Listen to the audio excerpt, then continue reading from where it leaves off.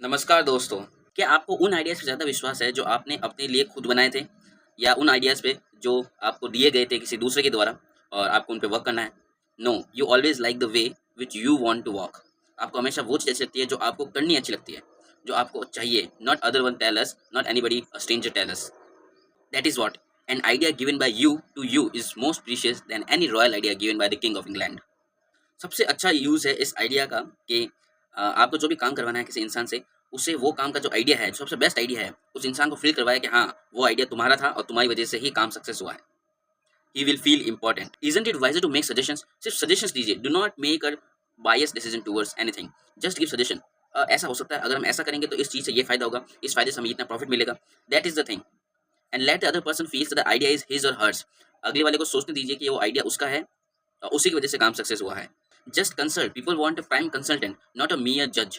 No one likes to feel that the he or she is being told or sold. किसी को भी अच्छा नहीं लगता कि उसे कुछ सामान दिया जा रहा हो, बीइंग सोल्ड, या उसे कुछ आदेश दिया जा रहा है या ऑर्डर दिया जा रहा हो। Everybody likes suggestions, they likes consultation.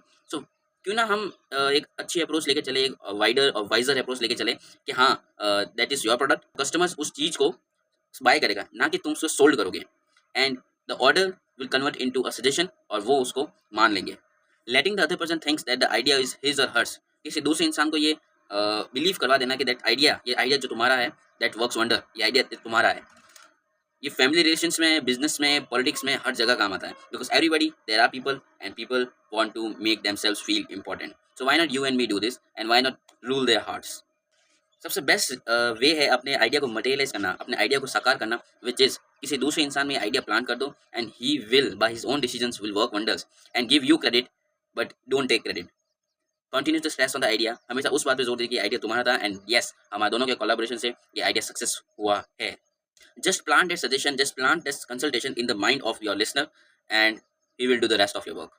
25 centuries ago, Chinese Lao Tse sage said that the readers of the book which might use today, उनके रीडर्स आज भी उनके वर्ड्स को दोहराते हैं। वो कहते हैं, the reason why rivers and seas receive the homage of 100 mountains. Rivers जो भी होते हैं, जो श्रद्धा प्राप्त करते हैं या हेल्प प्राप्त करते हैं माउंटेन्स की, बड़े बड़े माउंटेन्स की, ग्लेशियर्स की, वो क्यों करते हैं? क्योंकि क्योंकि वे माउंटेन को इंपॉर्टेंट फील करवाते हैं। Rivers are always below the mountains and mountain feels that yes, I am superior to the rivers. So they keep receiving water from the river and the river never dies, it always thrives. So what does that mean? The person who wants to be above all others has to be the below all others. Because rivers are below the mountain, but they rule all over the mountain range. किसी दूसरे इंसान से अगर ऊपर उठना है तो उस इंसान से हमें थोड़ा नीचे रहना होगा। That is the irony. So ना ही वो आपकी सक्सेस को रिजेंट करेंगे, because they have made you a successful person, and they will think that, and let them think that, and let's rule their hearts. So the principle of today's lecture is, let the other person feel that the idea is his or hers. This will work wonders for you because people will feel important by you. Thank you.